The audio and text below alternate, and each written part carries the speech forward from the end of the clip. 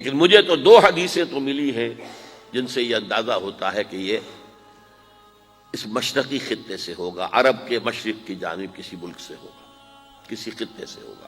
وہ حدیثیں بھی اب آپ پڑھ لیجئے پہلے، پھر میں کہہ رہا ہوں یہ خزانہ ہے جو ہم نے آپ کی خدمت میں پیش کیا ہے، کاش کہ آپ اس کی قدر کر سکیں، یہ حدیثیں آپ کو ازبر ہو جائیں، یاد ہو جائیں، لوح قلب پر نقش ہو جائیں۔ ہندوستان اور خراسان یعنی موجودہ افغانستان کا ذکر۔ ابن ماجہ کی روایت ہے عن عبداللہ ابن الحارث رضی اللہ تعالی عنہ قال رسول اللہ صلی اللہ علیہ وسلم یخرج ناس من المشرق یؤتئون للمہدی یعنی سلطانہ، یعنی سلطانہ، دونوں طرح سے پڑھ سکتے ہیں۔ حضرت عبداللہ ابن حارث فرماتے ہیں رضی اللہ تعالی عنہ کہ حضور نے ارشاد فرمایا مشرق کی طرف سے وہ فوجیں نکلیں گی، لوگ آئیں گے جو عرب میں مہدی کی حکومت قائم کریں گے۔ یہ مہدی کون ہوں گے اس کا ذکر میں ذرا بعد میں کروں گا، لیکن نوٹ کر لیجئے کہ مہدی سے پہلے لازماً کسی مشرقی علاقے کے اندر وہ نظام قائم ہو چکے گا، تب وہاں سے فوجیں آئیں گی نا۔ یہ مشرق کون سا ہے؟ عرب کے مشرق میں آپ چلیے ایران بھی آ جائے گا، افغانستان بھی ہے، پاکستان بھی ہے، اور اگر اسے اور توسیع دیں تو ہندوستان بھی ہے۔ یہ ہے عرب کا مشرق، اس سے فوجیں جائیں گی۔ اس کا کیا مطلب ہے کہ اس میں سے کسی جگہ پر نظام خلافت پہلے قائم ہو جائے گا تاکہ وہاں سے فوجیں جائیں گی جو جزیرہ نما عرب میں حضرت مہدی کی حکومت کو قائم کریں گی۔ اب دوسری حدیث سنیے، یہ سنن ابن ماجہ کی حدیث تھی جو میں نے آپ کو سنائی، آپ نے پڑھی۔ دوسری عن ابی ہریرہ رضی اللہ تعالی عنہ، یہ ترمذی شریف کی روایت ہے، قال قال رسول اللہ صلی اللہ علیہ وسلم یخرج من خراسان رایات سود لا يردها شیء حتی تنصب بایلیا۔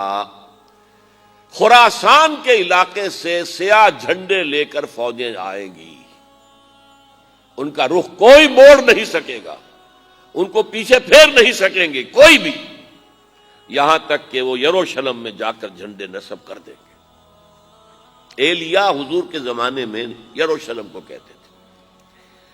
یہ یروشلم تھا جب حضرت سلیمان کی حکومت تھی اور یہاں پر معبد سلیمانی، ہیکل سلیمانی قائم ہوا، پھر یہ یروشلم ہی رہا ہے تاریخ میں، یہاں تک کہ سن 70 عیسوی میں جب ٹائٹس رومی جنرل نے اس کو گرایا، ختم کیا، سیکنڈ ٹیمپل گرا دیا اور یہاں سے یہودیوں کو کہا نکل جاؤ، یہاں سے کوئی یہودی باقی نہیں رہا، تب بالکل تہو بالا برباد کر دیا۔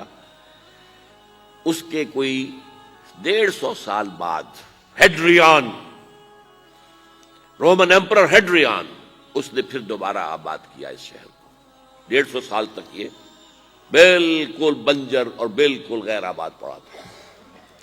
اب ہیڈریان نے جب آباد کیا تو اس کا نام ایلیا رکھا، اب یروشلم نام نہیں تھا، تو حضور کے زمانے میں پھر اس کا نام ایلیا تھا۔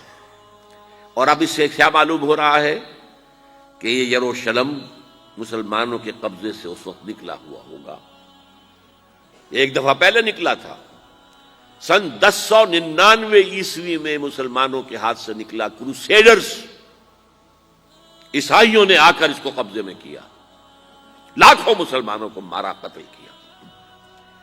اس کو 1187 عیسوی میں واپس لیا ہے۔ کس نے لیا ہے؟ صلاح الدین ایوبی، کرد۔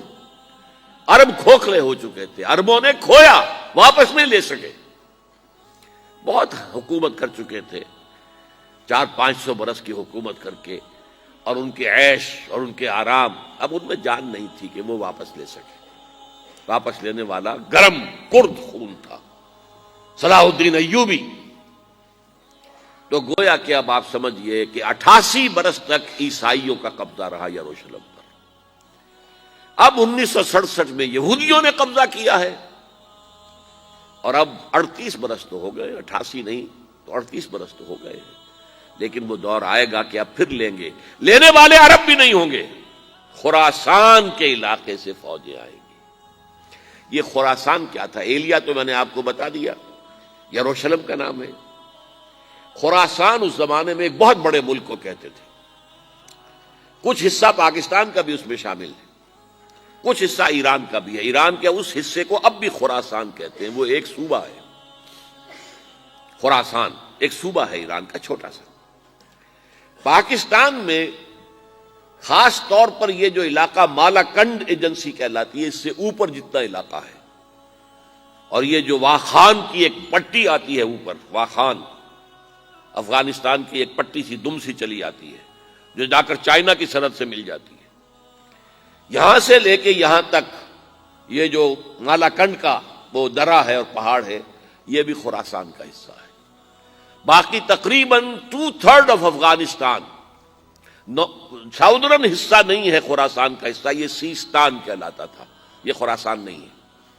لیکن یہ کہ اوپر کا 2/3 آف افغانستان اور اس کے ساتھ یہ جو عرب، جو اب یہ ترک ممالک آزاد ہوئے ہیں سوویت یونین کی ڈسولوشن کے ساتھ، یہ سارا علاقہ کہلاتا ہے خراسان بزرگ، دی گریٹ خراسان۔